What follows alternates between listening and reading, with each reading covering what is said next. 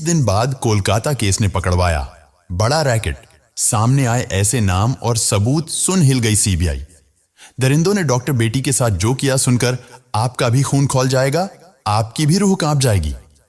अदालत में दरिंदे संजय रॉय के बयान और पॉलीग्राफ टेस्ट से साफ हो गया है कि कोलकाता अस्पताल कांड में एक से ज्यादा लोग शामिल थे। दरिंदे संजय ने गलती से एक ऐसा बयान दे दिया है जिससे यह कंफर्म हो गया है कि डॉक्टर बिटिया के साथ हुए कांड में संजय रॉय अकेला नहीं था, बल्कि हॉस्पिटल के कई बड़े नाम शामिल हैं। अब सीबीआई का शक हकीकत में बदलने लगा है।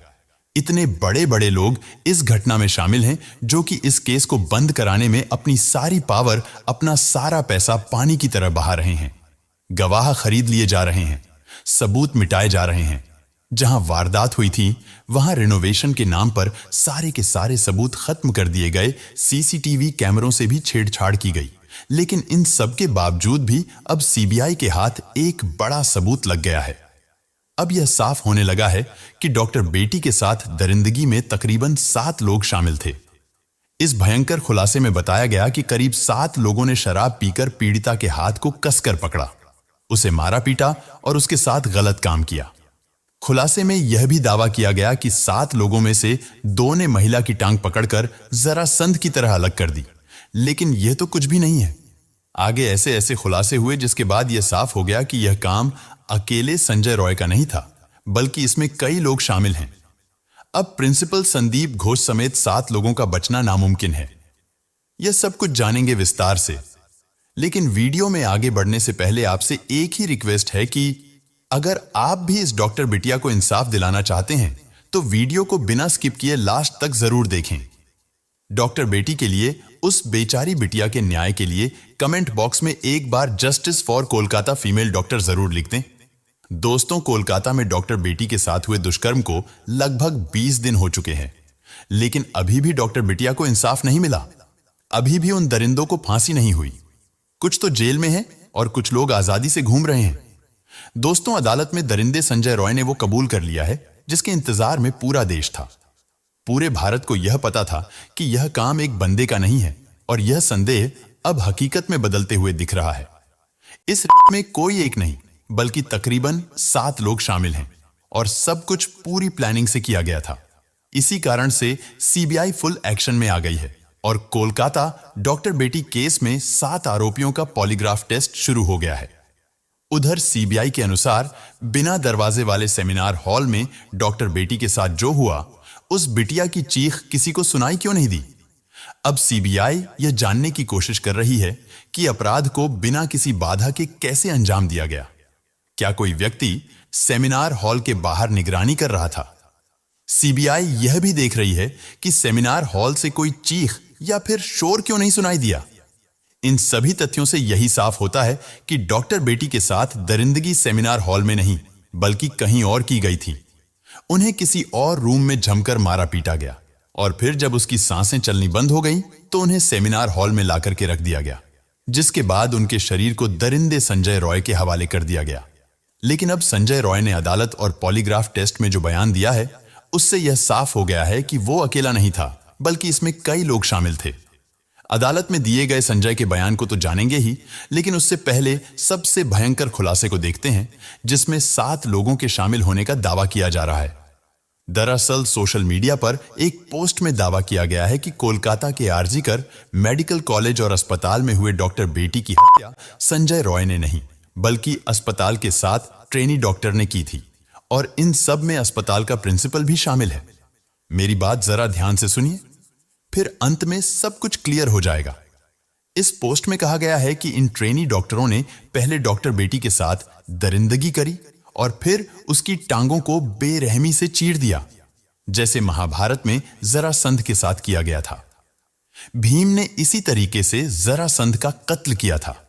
एक्टिविस्ट मधु किश्वर ने सोशल मीडिया प्लेटफॉर्म एक्स पर इस बारे में एक पोस्ट किया जिसमें उन्होंने बताया कि अस्पताल में काम करने वाली एक महिला डॉक्टर और उसके दोस्त के बीच हुई फोन कॉल बातचीत से यह दावा किया गया है। उन्होंने इस बातचीत का ऑडियो भी शेयर किया है जो बंगाली में है। माना जा रहा है कि सीबीआई को इस ऑडियो कॉल से कई गंभीर सुराग मिल सकते हैं। मधु किश्वर के अनुसार इस बातचीत में कहा गया है कि डॉक्टर बेटी एक बहुत ही होशियार स्टूडेंट थी, लेकिन उसे अस्पताल और प्रिंसिपल के कुछ बेहद भयानक राज पता चल गया था, जिसके कारण उसे धमकियां दी जा रही थीं। लेकिन इसके बावजूद भी डॉक्टर बेटी डरी नहीं। उसने विरोध किया और कहा कि अगर उसे परेशान किया गया तो वह अस्पताल की काली करतूतों को उजागर कर देगी, जिसके बाद पिछले 6 महीने से उसे लगातार परेशान किया जा रहा था। उसे बिना रुके 36 घंटे की नाइट शिफ्ट पर रखा जा रहा था और उस पर भारी काम का प्रेशर डाला जा रहा था। सीनियर पीजीटी और अन्य लोग भी इस बात से वाकिफ थे कि प्रिंसिपल और उनके ग्रुप नेक्सस का इस स्टूडेंट पर कितना दबाव है। इस बात से साफ है कि प्रिंसिपल समेत पूरा अस्पताल उस महिला के खिलाफ खड़ा था, क्योंकि वह सच और न्याय के लिए झुकने को तैयार नहीं थी। इन सब के बावजूद वो लड़की अपने स्टैंड पर अडिग रही। 9 अगस्त 2024 की रात इन सभी ने मिलकर उसके खिलाफ साजिश रची। पोस्ट में बताया गया कि डॉक्टर बेटी के साथ कांड करने से पहले पूरा प्लान बनाया गया। यह अब तक का सबसे खौफनाक खुलासा है और सीबीआई इसी के आधार पर जांच आगे बढ़ा रही है। बातचीत में यह भी बताया गया कि पहले कई पीजीटी और सीनियर डॉक्टर सेमिनार रूम में आराम करते थे, लेकिन उस रात पीड़िता को अकेले वहां सोने के लिए कहा गया। कुछ स्टूडेंट्स ने अफवाह फैला दी कि कमरा निर्माण अधीन है और वहां कोई ना जा सके, जिसके बाद में सेमिनार हॉल में कोई भी नहीं गया। फोन पर बात कर रही अस्पताल के डॉक्टर ने दावा किया कि घटना से पहले 4 साथी स्टूडेंट्स ने पीड़िता के साथ सेमिनार रूम में डिनर किया था, जिसमें एक लड़की भी शामिल थी। ये चारों सीबीआई के रडार पर हैं और इनका पॉलीग्राफ टेस्ट भी किया जा रहा है। लेकिन इसके बाद पीड़िता को सेमिनार रूम में अकेले सोने के लिए कहा गया। बातचीत में यह भी बताया गया कि करीब 7 लोगों का एक ग्रुप नीचे गया और शराब पी। फिर उन्होंने पीड़िता के हाथ कसकर पकड़ा, उसे मारा पीटा और उसके साथ दरिंदगी की इस वारदात में एक महिला इंटर्न ने भी मदद की। खुलासे में यह भी दावा किया गया है कि उसमें से 2 ने पीड़िता का पैर पकड़कर चीर दिया, जिससे उसकी पेल्विक की हड्डियां टूट गई। बच्ची का शरीर में कोई कपड़ा नहीं था, पैर दोनों राइट एंगल में मिला गया। राइट एंगल में एक पांव बेड के इस तरफ, एक पांव बेड के इस तरफ मिला गया। जब तक पेल्विक गर्डल नहीं टूटता है, इस तरह 2 पांव को नहीं चीरा जा सकता है। उन्होंने उसकी कोलर बोन को भी तोड़ दिया और फिर उसे उल्टा लिटाकर उसके ऊपर जूतों से रौंदा। फिर उसके सिर को इतने बुरे तरीके से कुचला गया कि उसकी खोपड़ी फट गई। इस तरह से 9 अगस्त की देर रात कोलकाता के आरजी कर मेडिकल कॉलेज में डॉक्टर बेटी के साथ दरिंदगी की गई। देखिए, अगर ये सभी बातें सच हैं तो फिर सीबीआई को इन 7 लोगों के खिलाफ सबूत जरूर मिलेंगे और संजय रॉय के साथ इन 7 को भी कड़ी से कड़ी सजा मिलेगी। इसके बाद जब ये सभी लोग वारदात को अंजाम देकर सीढ़ियों से नीचे उतर रहे थे तो संजय रॉय को देखा, जो ग्रुप डी के दूसरे कर्मचारियों के साथ शराब पी रहा था। इन डॉक्टरों ने संजय से कहा कि सेमिनार रूम में जाओ, वहां तुम्हारे लिए एक लड़की है। इसके बाद संजय ने डॉक्टर बेटी को अर्धनग्न पड़ा हुआ पाया और उसके साथ गलत काम किया, ताकि उसका लिक्विड भी उन 7 मर्दों के लिक्विड के साथ में डॉक्टर बेटी के शरीर में चला जाए। सुबह उस बिटिया का अर्धनग्न शरीर मिला। इसके बाद देश भर में डॉक्टरों ने विरोध प्रदर्शन किया। यह ट्वीट सीबीआई की जांच में काफी महत्वपूर्ण होने वाला है। माना जा रहा है सीबीआई ने भी 7 लोगों को रडार पर लिया हुआ है। कोलकाता के इस केस में 7 आरोपियों का पॉलीग्राफ टेस्ट शुरू हो गया है। मुख्य आरोपी संजय रॉय का पॉलीग्राफ टेस्ट जेल में ही किया गया। सीबीआई सूत्रों के मुताबिक आरोपी संजय रॉय ने पॉलीग्राफ टेस्ट के दौरान कहा कि जब वह सेमिनार हॉल में पहुंचा तो उससे पहले ही डॉक्टर मर चुकी थी और इसी डर के चलते वह सेमिनार हॉल से भाग गया। संजय रॉय ने दावा किया है कि उसे फंसाया जा रहा है, वह निर्दोष है। आरोपी संजय रॉय ने जेल गार्डों से भी यही कहा था कि उसे दुष्कर्म और हत्या के बारे में कुछ भी नहीं पता, वह निर्दोष है। इसके अलावा सीबीआई ने आरजी कर मेडिकल कॉलेज के प्रिंसिपल संदीप घोष और 4 डॉक्टर जो वारदात की रात पीड़िता के साथ थे और एक वॉलंटियर से भी पूछताछ की जा रही है। इन सभी का पॉलीग्राफ टेस्ट सीबीआई के कोलकाता ऑफिस में हो रहा है। 9 अगस्त की रात इन डॉक्टरों में से कुछ ने पीड़िता के साथ डिनर किया था। फिलहाल सीबीआई इन सभी से गहराई से पूछताछ कर रही है, लेकिन अदालत में आरोपी संजय ने एक बयान देकर सभी को हैरान कर दिया है। दरअसल 23 अगस्त को कोलकाता की सियालदह कोर्ट ने संजय रॉय को 14 दिन की न्यायिक हिरासत में भेजा। इसी सुनवाई के दौरान संजय पॉलीग्राफ टेस्ट के लिए भी तैयार हुआ। मैजिस्ट्रेट ने संजय से पूछा कि वो पॉलीग्राफ टेस्ट के लिए क्यों तैयार हुआ। इसे लेकर संजय ने कहा, पॉलीग्राफ टेस्ट से साबित होगा कि मैं निर्दोष हूं, मुझे फंसाया जा रहा है।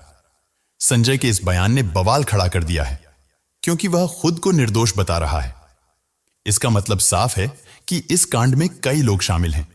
इसी कारण सीबीआई फुल एक्शन मोड में आ चुकी है।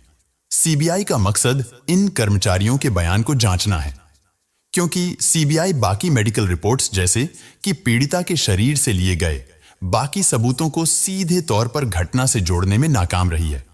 दोस्तों, आपको बता दें कि पुलिस इन्वेस्टिगेशन के दौरान जो कुछ भी सबूत छुपाए जा सकते थे, मिटाए जा सकते थे, वो सब किया गया।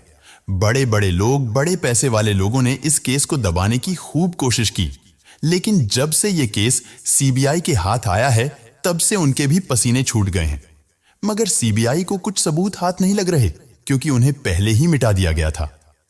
सीबीआई के मुताबिक कोलकाता पुलिस भी इस घटना में शामिल है।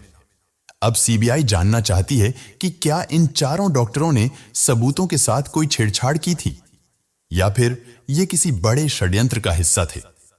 क्योंकि पोस्टमार्टम रिपोर्ट इधर उधर करने में प्रिंसिपल समेत ये सभी लोग बेहद माहिर थे। इसी कारण से सीबीआई इस घटना को कई एंगल से जांच कर रही है। आरजीकर अस्पताल के प्रिंसिपल संदीप घोष से लगातार पूछताछ की जा रही है, लेकिन वह बार बार अपने बयान बदल रहे हैं। इससे यह साफ होता जा रहा है कि कांड में उसका बड़ा हाथ है। उसके घर पर भी सीबीआई और आयकर की रेड मारी जा रही है। लेकिन सवाल यही निकल कर आता है कि कौन है इस पूरे केस के पीछे जो इन सबको बचा रहा है। कौन है वो पावरफुल लोग जिनका नाम सामने नहीं आ रहा है और वह अंदर ही अंदर इन सबको बचा रहे हैं। इस केस में सीसीटीवी फुटेज की गहराई से जांच की जा रही है। अस्पताल के सेमिनार हॉल के दरवाजे की सिटकनी कुछ दिनों से टूटी हुई थी और यह बात सबको पता थी। इसी कारण जब डॉक्टर रात 2 बजे से 3 बजे के बीच में सेमिनार हॉल में गई तो दरवाजा बंद नहीं कर पाई। लेकिन फिर भी किसी को कुछ पता नहीं चला कि अंदर क्या चल रहा है, या फिर सबने सब कुछ जानते हुए भी आंखें बंद कर ली। सीबीआई यह भी जानना चाहती है कि सेमिनार हॉल से कोई चीख क्यों नहीं आई, जबकि सेमिनार हॉल साउंड प्रूफ भी नहीं है। आपको बता दें कि आरजीकर अस्पताल में अश्लीलता का धंधा चलने का आरोप लगा है। कभी ड्रग रैकेट तो कभी अश्लील काम किए जाने जैसे गंभीर आरोप लगे हैं। अब सवाल यही उठता है कि क्या महिला डॉक्टर को यह सब पता चल गया था? क्या वह अस्पताल के इन काले कारनामों का पर्दाफाश करने वाली थी, इसीलिए उसे मार दिया गया? शनिवार को सीबीआई ने आरजीकर मेडिकल कॉलेज में कथित वित्तीय अनियमितताओं की जांच शुरू की।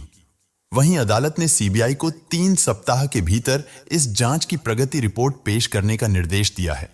लेकिन अब सवाल यह है कि इस घटना का मुख्य आरोपी संजय रॉय नहीं तो कौन है? क्या इस पूरी घटना में आरजीकर अस्पताल के प्रिंसिपल संदीप घोष का हाथ है? क्या सीबीआई असली कातिल को ढूंढ पाएगी, या फिर यह मामला भी मोटी फाइलों के नीचे दब जाएगा? दोस्तों, इस घटना को सुनाने का उद्देश्य किसी का दिल दुखाना नहीं है, किसी को परेशान करना नहीं, बल्कि आपको जागरूक करना है, आपको सचेत करना है। दोस्तों, इस घटना के बारे में आपकी क्या राय है? आप इस घटना का मुख्य आरोपी किसे मानते हैं? कमेंट बॉक्स में जरूर बताएं, और अगर हमारी मेहनत पसंद आई हो तो इस वीडियो को लाइक करते हुए शेयर भी करें। अगर आपने अब तक चैनल को सब्सक्राइब नहीं किया है तो हमारे चैनल को सब्सक्राइब करके बेल नोटिफिकेशन को जरूर दबाएं। धन्यवाद।